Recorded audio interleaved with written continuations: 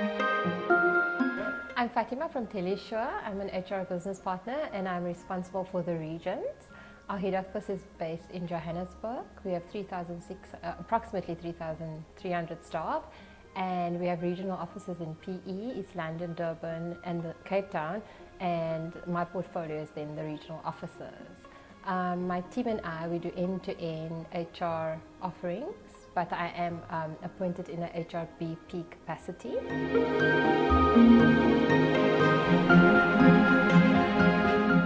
Prior to this, I was in retail for about 5 years, and before that I was with KFC. I've worked in sand mining, so I've been around. How I got into HR was studied or enrolled for first year BREC, a straight course to Chartered Accounting at Stellenbosch. And in your first year it's compulsory to do industrial psychology, and that's where the HR bug bit me. So I changed over and I'm now an HR generalist.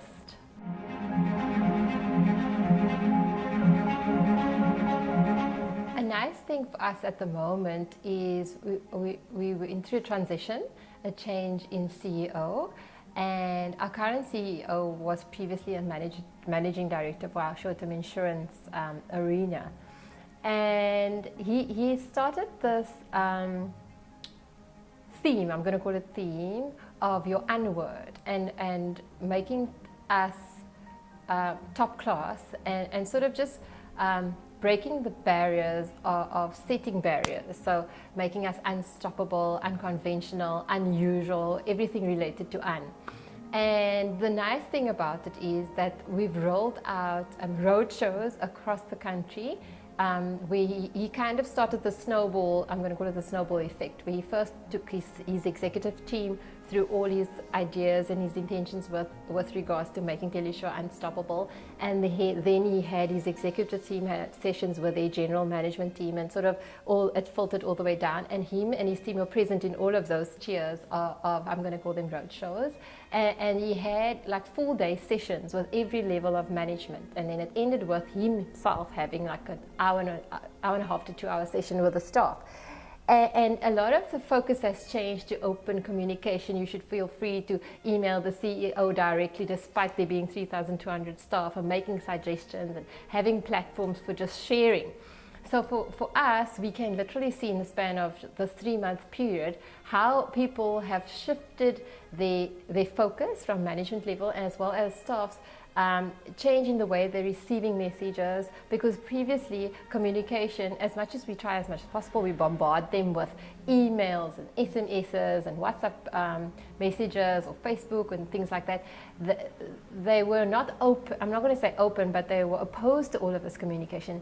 And now we're seeing that it's sort of like a two-way communication. And so they'll respond directly to an email that was sent from the CEO to maybe their general manager, which they would never have done, just because I think of the effect that this snowball of making Telesure an unstoppable company has had on the staff. So in our company, we're really working on retaining staff, good or bad, and we've come up with sort of unconventional ways of retaining them.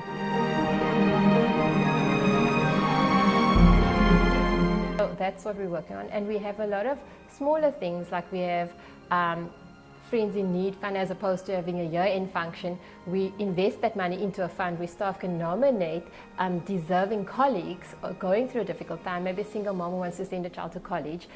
Those kind of things have been retention tools for us, because the message spreads, you know. And if we have top achievers previously, we were not pro re-employing people who've left us. So now we're offering them the option: you're going away to greener pastures. If it doesn't work out, feel free to give us a call and come back. And those kind of things I've seen in the last period have just gone or counted in our favor.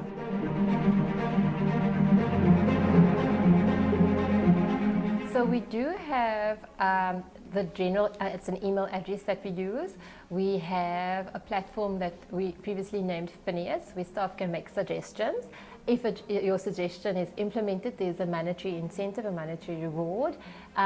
We have what we call Telusure's Got Talent, where managers and or colleagues can nominate a an employee that they feel is a top performer or goes out of their way to make it easy for everybody else in the business, or has just gone way beyond the normal call of business. So you can nominate those people, and then every quarter the entire company votes for about 10 of these people, and they get a 10,000 rand. And then there's, from those 10, the whole company votes again for, previously it was called something like Rainmaker, where that person who gets the most votes for the year gets 100,000 rand. So we up the incentive, so we've got that. And then we have currently, last 2 weeks ago, it's that time of year where we do our engagement survey, which is very formal. So every staff member gets an email with a link. It's anonymous, and then there's a range of questions they answer.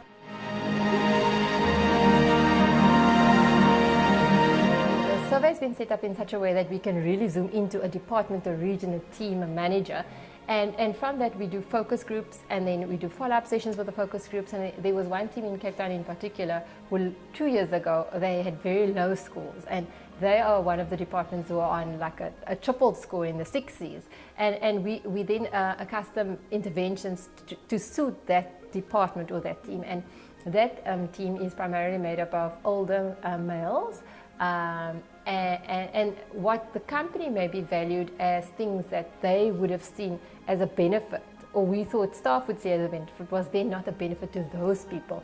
And that came out in the focus groups. And then we just, we adjusted our offerings to everybody. That engagement survey is sort of our realistic reminder of where we're going wrong. And it took us a while to get to the survey that works for us, and I'm comfortable to say that this survey is better suited to us now.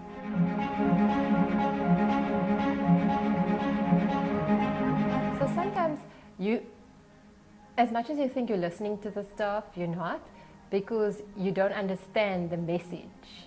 So you do an engagement survey, because previously that's what we did. We did an engagement survey, we followed up with initiatives that we thought improved, but we never checked in with the staff. Is this working? Are we doing the right thing? How are you feeling?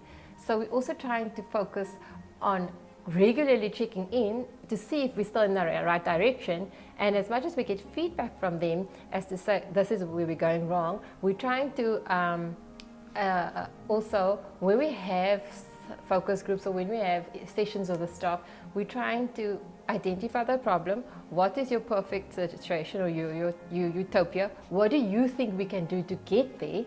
And will you be part of a project team to help us get there? So as much as we are getting this criticism from them, we are throwing it back at them to say, what can we do, and can you help us to fix it? And previously, I'll be honest and say, we didn't previously do that. And I think that makes a culture, making the staff feel really involved. This is a problem I have, this is how you can fix it, and you're letting me help fix. Because then it gives them a sense of belonging.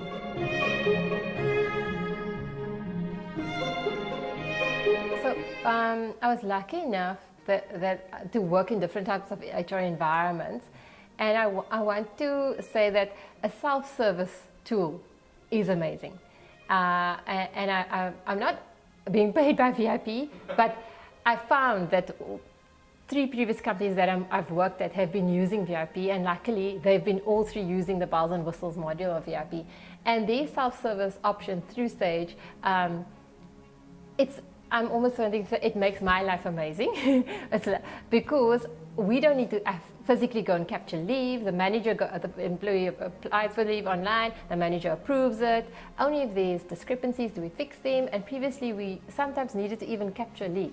We overtime submissions, incentives, everything is actually processed and done by the manager. And previously HR was sort of the middleman between payroll and HR. Even performance management, our traditionally performance appraisals or pipeline reviews, that's done on the system. No manual, no scanning, no linking. Our exit interviews are done on VIP, our PDP. So it's just been an amazing tool for us. Obviously, you need to drive the processing of it. HR always needs to communicate and remind of the deadlines and things like that, but it's not as tedious as it was previously. So that's really helped us, the HRIS tool, as well as the other HR modules. And even like capturing warnings. So warnings get captured on there.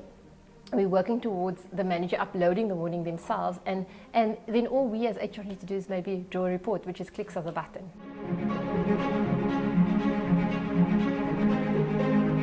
I am an advocate of how tech can help HR, definitely.